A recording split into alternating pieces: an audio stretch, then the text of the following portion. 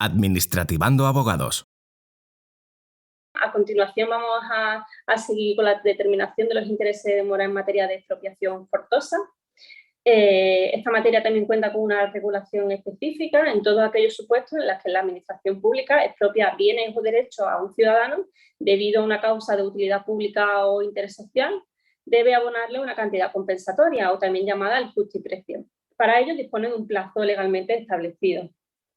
En este caso, en el marco normativo, debemos acudir a la Ley de 16 de diciembre de 1954 sobre expropiación forzosa, en concreto a los artículos 52, 56 y 57, y a su vez a los artículos 71 y 74 del reglamento que desarrolla la citada ley. Muy bien, una de las principales características de los intereses de demora en materia de expropiación forzosa es el devengo automático por Ministerio de Ley también, sin necesidad de una previa reclamación por parte del expropiado. A diferencia de las diferentes materias que han sido interpretadas y cuyos criterios se han ido ajustando conforme a la jurisprudencia del Tribunal Supremo, en materia de expropiación forzosa sí que nos encontramos con una extensa regulación, más o menos clara y detallada. Aún así ha sido interpretada por los tribunales y a ello nos referiremos. Para este caso, la ley regula en esta materia dos tipos de intereses de demora. En primer lugar, unos intereses de demora devengados devengados justamente por la demora en la fijación del justiprecio, y otros intereses de demora posteriormente a la fijación del justiprecio por la demora en el pago de la cantidad. De esta forma nos encontramos con que habría que realizar en materia de expropiación forzosa dos cálculos independientes. Pues bien, vamos a analizar el primero de ellos. En cuanto a los intereses legales devengados por la fijación del justiprecio, en las expropiaciones ordinarias se encuentra su regulación en el artículo 56 de la Ley de Expropiación Forzosa, que ya que establece que el dies acuo es el día siguiente transcurridos 6 meses desde la iniciación legal del expediente expropiatorio, sin haberse determinado por resolución definitiva el justiprecio. Vamos a analizar a continuación qué significa esto. En primer lugar, ¿cuándo podemos entender iniciado legalmente el expediente expropiatorio? Pues la solución la encontramos en el artículo 21 de la Ley de Expropiación, que dispone que el expediente se entiende iniciado desde que se produce el acuerdo de necesidad de ocupación. Pero es más, el artículo 71 del reglamento detalla más cuándo se entiende iniciado el expediente y señala que la situación de mora a los efectos del artículo 56 mencionado se entenderá iniciado después de transcurrir 6 meses contados desde la fecha en que se firme el acuerdo de necesidad de ocupación. No hay duda, se produce el acuerdo de necesidad, se firma el acuerdo de necesidad cuando es firme el acuerdo de necesidad de ocupación, transcurren 6 meses y que empiezan a computarse los intereses legales de demora, siempre y cuando evidentemente no se hayan determinado el justiprecio en vía administrativa, siendo precisamente en este sentido el dies aquem, la fecha en la que el justiprecio queda definitivamente fijado en vía administrativa. No podemos perder de vista que el artículo exige que se haya determinado mediante una resolución definitiva. Entonces, ¿qué ocurre en aquellos casos en los que se recurre ya bien por el expropiado o por el beneficiario de la expropiación el acuerdo de determinación del justiprecio? Pues bien, para ello debemos acudir al artículo 71 y al artículo 73 del reglamento. Por su parte, el artículo 71, claro, dice que no existe mora si el beneficiario y el expropiado han recurrido el acuerdo de fijando el justiprecio siempre y cuando este se hubiese transcurrido dentro del plazo de los 6 meses. Es decir, si la administración cumple en ese plazo de los 6 meses para fijar el justiprecio y es recurrido por la parte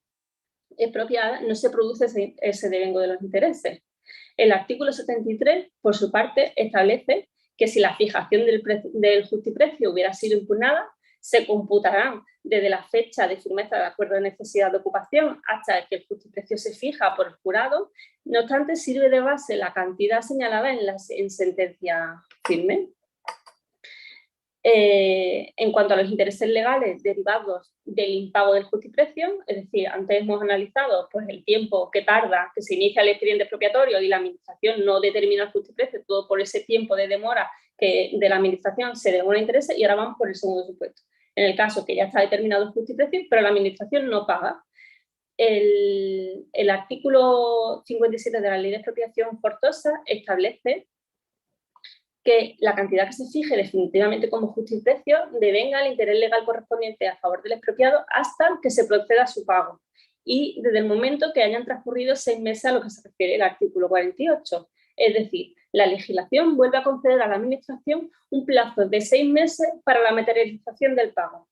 siendo el dies a quo a efectos del periodo del devengo de esta clase de intereses el día siguiente al transcurso de 6 meses de que el justiprecio se ha fijado en vía administrativa, y el día juez vuelve a ser aquel en el que efectivamente se satisfaga el justiprecio por la administración expropiante o por el beneficiario, a partir del cual ya se incurre en mora y por lo tanto se devengan los intereses. Especialmente debemos hacer mención a las expropiaciones tramitadas por el procedimiento de urgencia. Pues bien, cuando la expropiación se tramita mediante el procedimiento de urgencia, el dies a quo para calcular los intereses es el siguiente a aquel en el que se ocupan los bienes o derechos expropiados, conforme al artículo 52 de la Ley de Expropiación Forzosa, salvo que la ocupación tenga lugar transcurridos 6 meses desde la declaración de urgencia, porque la ley entiende que con esta declaración de urgencia se entiende cumplido el trámite de la declaración de necesidad de ocupación, y al igual que de forma similar a la regla del artículo 56, si se hace una declaración de urgencia, normalmente se ocupan previamente los bienes y derechos, pero si transcurridos 6 meses no se han ocupado, no se va a esperar a esa ocupación efectiva de los bienes y derechos, sino que los intereses de demora se empiezan a computar desde la declaración de urgencia. Esto establecido de esta forma el dies a quo, los intereses se liquidarán hasta que el justiprecio queda fijado definitivamente en administrativa, se pague y deposite o consigne eficazmente. En estos casos, como se puede comprobar, no existe esa solución de continuidad ante ambos tipos de intereses, los del artículo 56 por demora en la fijación y los del artículo 57 por demora en el pago de la Ley de Expropiación Forzosa, debido precisamente a esa disposición de los bienes y derechos por el beneficiario sin ese previo pago. Pues bien, debemos hacer mención también a aquellas expropiaciones que son realizadas por el Ministerio de Ley. Pues bien, también ha sido un aspecto muy controvertido y los distintos tribunales han aplicado criterios diferentes. No obstante, el Tribunal Supremo volvió en el año 2019, mediante una sentencia de 11 de abril, a establecer una doctrina y establece que no resulta de aplicación lo que hemos estado viendo de los artículos 56 y 57 de la Ley de Expropiación Forzosa, sino que la cuantificación y el cálculo de los intereses se realiza conforme disponga la normativa urbanística autonómica. Y supletoriamente, en el caso de que la regulación autonómica no establezca nada al respecto, se aplica lo establecido en el artículo 69.2 del texto refundido de la Ley del Suelo. Conforme al artículo 69.2 del texto refundido de la Ley del Suelo, el dies a quo para el cómputo de los intereses legales de demora resulta ser el de la presentación de la correspondiente tasación u hoja de aprecio, y el dies a quo, por su parte, el día en el que efectivamente se efectúa el abono de la cantidad determinada en concepto de justiprecio. Finalmente, al igual que en materia de contratación pública, nos podemos preguntar si cabe la anatocima, si se pueden reclamar esos intereses sobre los intereses que se generan de forma automática. Pues en este caso, el Tribunal Supremo ha venido declarando que no es lícito reclamar los intereses de demora. No obstante, también ha dejado abierta otra vía y ha declarado que si la Administración no abona el justiprecio, pero no los intereses legales devengados, el expropiado sí que tiene derecho a reclamar una indemnización por daños y perjuicios conforme al artículo 1101 del Código Civil,